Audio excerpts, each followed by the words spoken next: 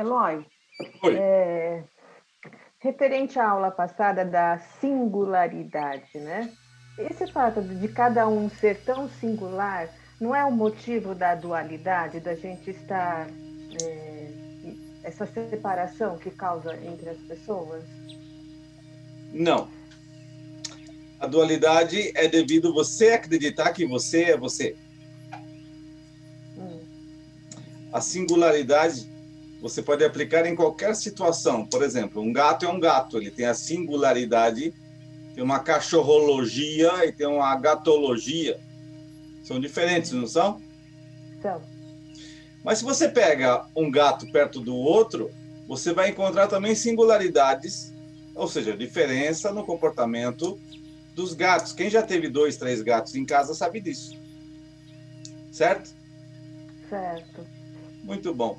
Se você pega uma planta, uma flor, se você pega um objeto, você vai encontrar uma particularidade, um campo de informação que se apresenta, e esse campo de informação ele tem a sua própria natureza, certo? Certo. Ok. Essa natureza que se manifesta aqui é devido ao karma Hum, da história passada, que transcende o tempo passado, que tem uma raiz lá atrás, mas que é fruto de karma, de consequências passadas, certo? certo. Então você pode levar isso para uma visão global ou para uma visão mais microcosmo, vamos dizer assim. A singularidade que nos interessa é a singularidade no comportamento humano. O que significa? Cada pessoa tem a sua singularidade física, não é? Cada um tem uma digital, é impossível encontrar uma digital idêntica a outra, como a íris, etc, etc. Sim. Né? Uhum.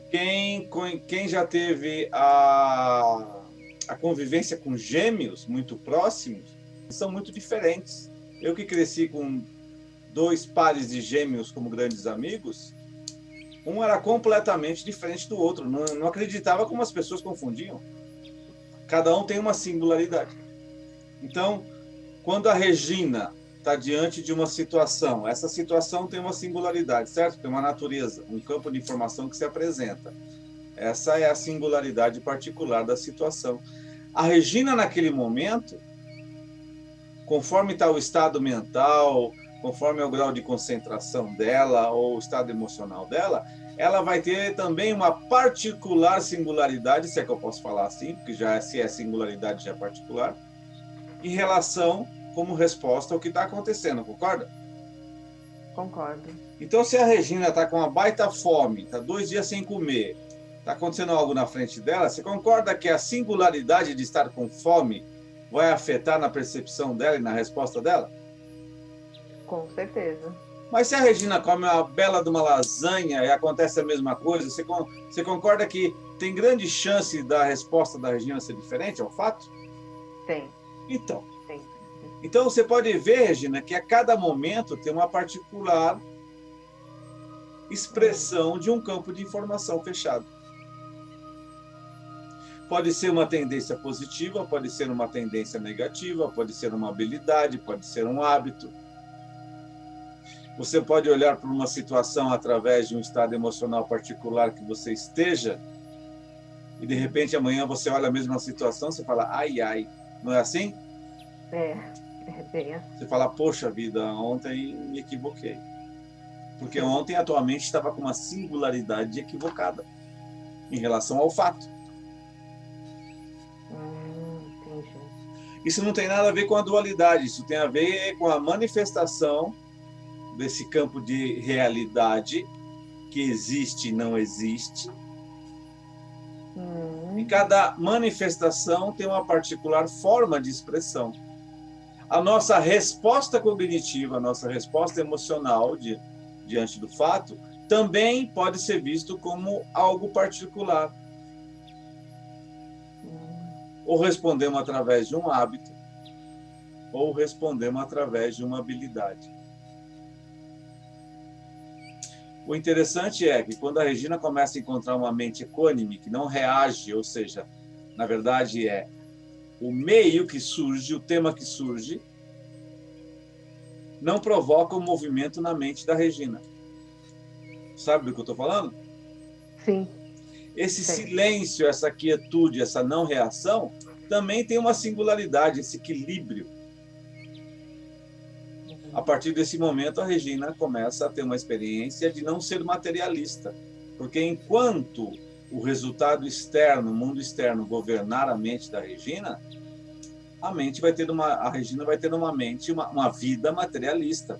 Por quê? Porque a matéria, a existência no campo material, governa o mundo interno dela. Isso, para nós, é ser materialista. Se a Regina tem uma Ferrari ou não, é questão de dinheiro, só isso. A Regina pode ter uma Ferrari e não ser materialista? Pode. Pode. É mais fácil a Regina hoje não ser materialista do que ter uma Ferrari, não é verdade? É verdade. Veja que interessante, né? É mais difícil ter uma Ferrari. E para que ter uma Ferrari também? Dá para fazer um monte de coisa com o dinheiro da Ferrari. Né? Então veja que você pode aplicar essa teoria da singularidade em qualquer situação física, mental, emocional, individual, coletiva, só do fato, um objeto, um ser. O que significa? A mente tem que aprender a identificar uma particular forma de expressão sem gerar uma opinião a respeito. É por isso que nós estamos falando de singularidade. Okay? Para a mente ter uma posição inteligente, porque se a mente for inteligente, ela não é reativa. Uma mente reativa, ela sempre quer impor. Então, ela vai ter uma crise interna, emocional, mental, uma crise física e uma crise na relação com o que está acontecendo. Por detrás disso, existe uma singularidade escondida, que é impor a vontade, que chamamos de desejo. Para nós, o mal do ser humano é uma percepção equivocada da vida, que pode ser desejo. Então, treinar a mente a ser resiliente significa que a singularidade de cada situação, sendo ela interna ou externa, não abala o perceptor da situação. Não existe protagonismo quando a percepção é pacífica. A dualidade é fruto da existência desse protagonista. Quando esse protagonista surge, Regina? Fala aí. Que vai gerar a dualidade. Quando ele se sente diferente do outro e não aceita. Não, isso é consequência, isso é consequência.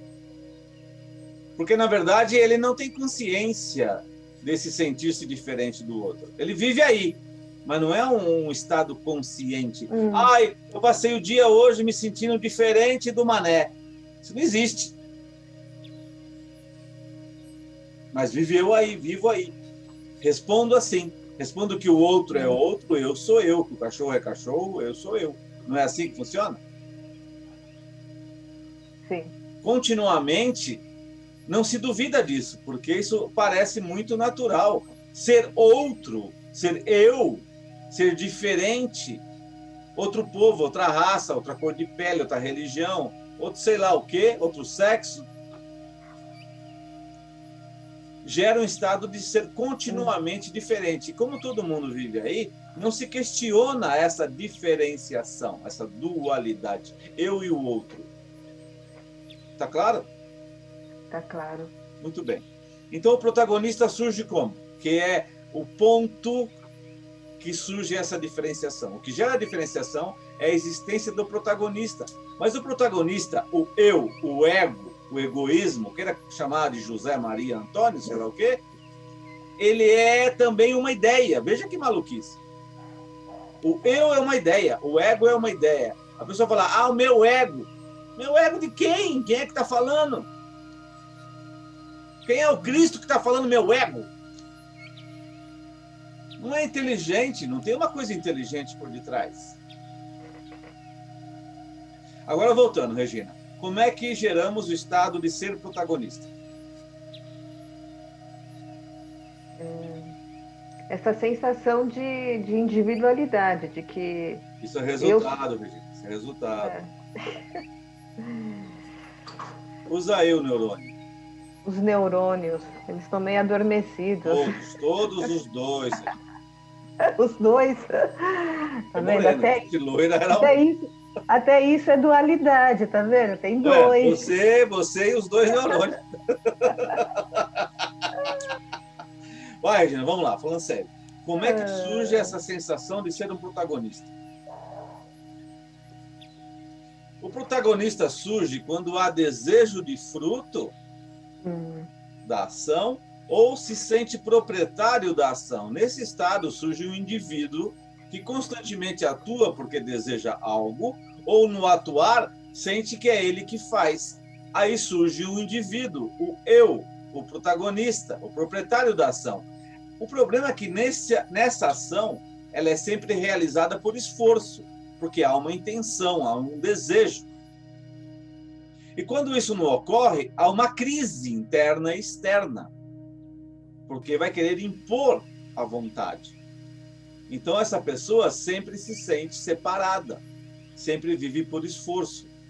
Enquanto o protagonista está vivendo por esforço, por desejo, na busca constante de resultados, de uma meta, enquanto ele é escravo de ter uma missão, enquanto se identifica e se valoriza por ter resultado ou se desvaloriza por não ter resultado, há um indivíduo. Aí surge a separação. O que nós buscamos é desarmar essa intenção de desejo de fruto e buscar não alimentar, ser o proprietário da ação. Aí surge a eficiência, aí surge a habilidade.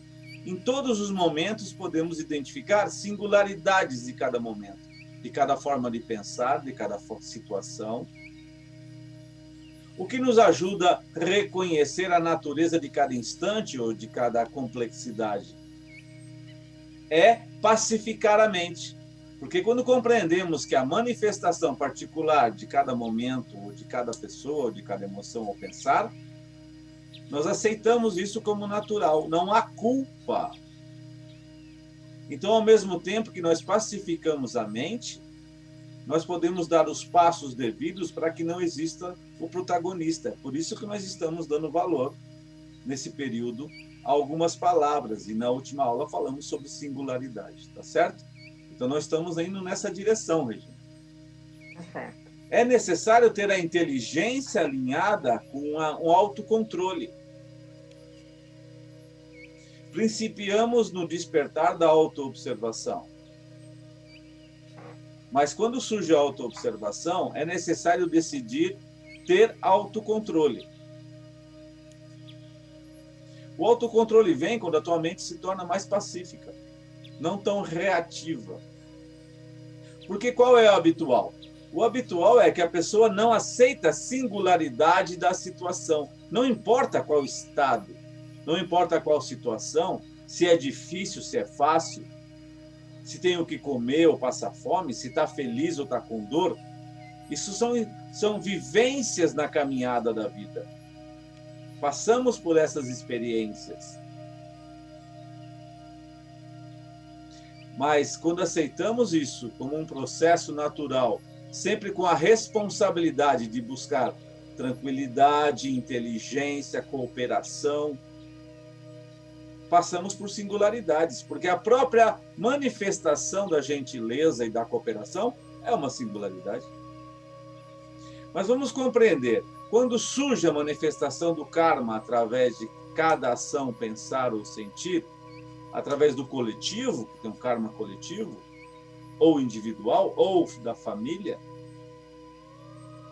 a primeira dificuldade é a reação a isto que está acontecendo. Por isso a compreensão da singularidade é importante, pacificar a mente diante do fato. Fato seja ele interno ou seja ele externo. Ter a amabilidade e a humildade de aceitar o próprio estado mental ou emocional a partir de uma amabilidade inteligente do coração. Então, assumir a responsabilidade de desenvolver a habilidade de compreender-se como ser humano. E aí vai passar por alguns momentos difíceis, por quê? vai encontrar o hábito da imposição, que tem uma singularidade de poder e querer e mandar.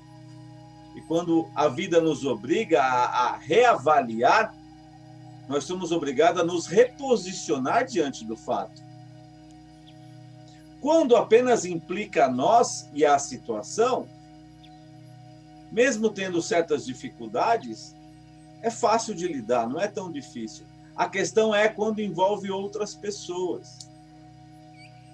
Porque as pessoas são livres. Nós decidimos aprender a meditar e enfrentar o autoconhecimento. Talvez as outras pessoas ao nosso redor não. E temos que compreender essa singularidade. E assumir a responsabilidade que o nosso sofrimento interno, muitas vezes, é um chilique, é um piti, porque não acontece o que nós queremos. A singularidade do protagonista que quer impor algo. Ele não quer alguma coisa ou ele quer alguma coisa. E temos que acordar em responsabilidade. Não podemos ter tudo o que queremos. Isso é uma grande ilusão. Ninguém tem tudo o que quer. Aquela história. Não temos tudo o que amamos, mas amamos tudo o que temos. Então, cada passo que você dá, somando singularidade, autocontrole, perdemos a noção de espaço e tempo e domínio da própria mente quando reagimos ao fato. Então, essa rebeldia, essa falta de humildade de aceitar o que está acontecendo, sempre vai nos levar ao sofrimento. E esse sofrimento tem uma própria singularidade. O que nos mantém em sofrimento? O que nos mantém em sofrimento é a luta com o próprio sofrimento, ou é a valorização do sofrimento, ou é não querer algo que está acontecendo, ou é querer algo que não está acontecendo. Quero que aconteça algo que não está acontecendo, ou não quero que aconteça algo que está acontecendo. Há um protagonista nesse querer. O mecanismo básico é o mesmo. Existe uma singularidade do desejo. Então, vamos compreender. Cada situação, seja ela no universo físico, mental, emocional ou energético, tem uma particularidade, tem uma expressão singular de existência. Nós temos um contato nesse plano apenas da manifestação. E esse mundo é mais de efeito do que causa, na verdade. Falamos de causa e efeito porque sabemos que está no passado a causa. Mas apenas identificamos sequencialmente o efeito.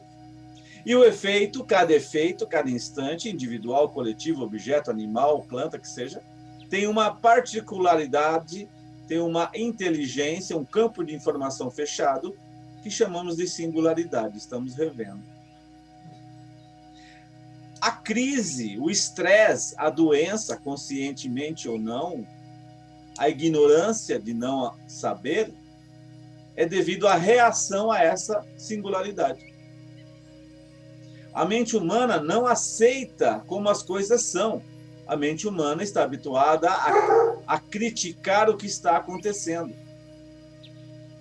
Chamamos isso de ignorância. Então vamos lá. O sofrimento surge quando existe uma reação inconsciente ou consciente ao que está acontecendo.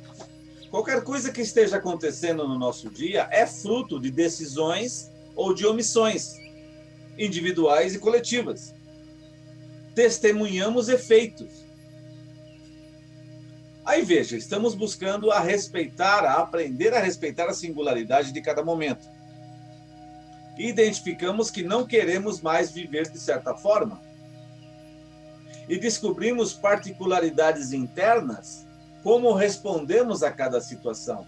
Eu preciso compreender que o Eloy responde à situação diferente do José. A situação em si é a mesma diante do Eloy e do José, mas o Eloy tem uma particularidade ao perceber e o José tem a dele. Se eu não aceito a forma particular do José de responder ao fato, eu não gero uma relação construtiva com o José diante do fato. A primeira coisa, eu tenho que respeitar a singularidade do José para que possamos lidar com o fato. A questão não é certo ou errado, a questão não é moral, não é ética. A questão é percepção correta ou não. O que é percepção correta? A percepção correta é uma percepção não reativa, que respeita a singularidade tanto do que está acontecendo, como do mundo interno quando ocorre algum movimento, e também da outra pessoa. Aí podemos construir uma relação construtiva, seja ela pessoal, familiar, social ou profissional. Então, o primeiro momento é compreender que o caos se inicia na constante reação ao que se manifesta. A nossa mente não é educada a aceitar o fato. Se vive na arrogância de não aceitar e buscar governar o fato. Ou a mente é cúmplice com o estado de ignorância do outro, aí vai pagar as consequências, mais cedo ou mais tarde.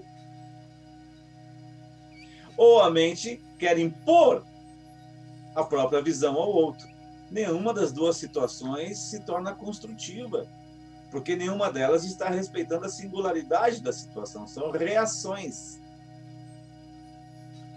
O que nós buscamos? Identificar a capacidade de saber. Cada instante é um efeito. A causa está no passado.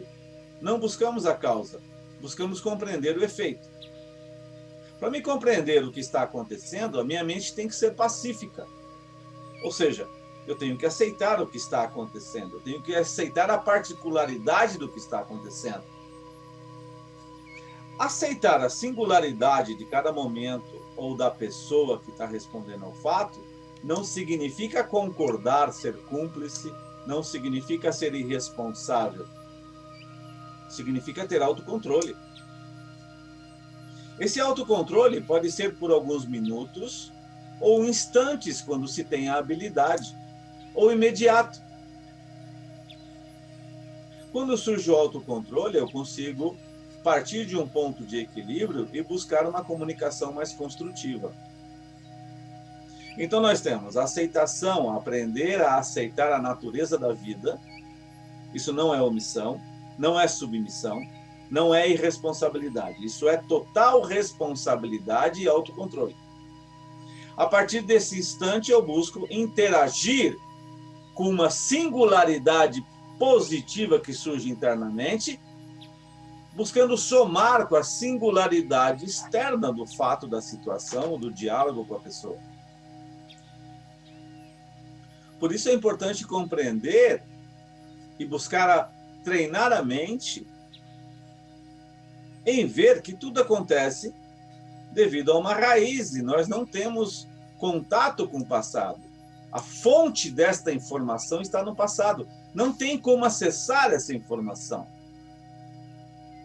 E nós não trabalhamos com a informação do passado.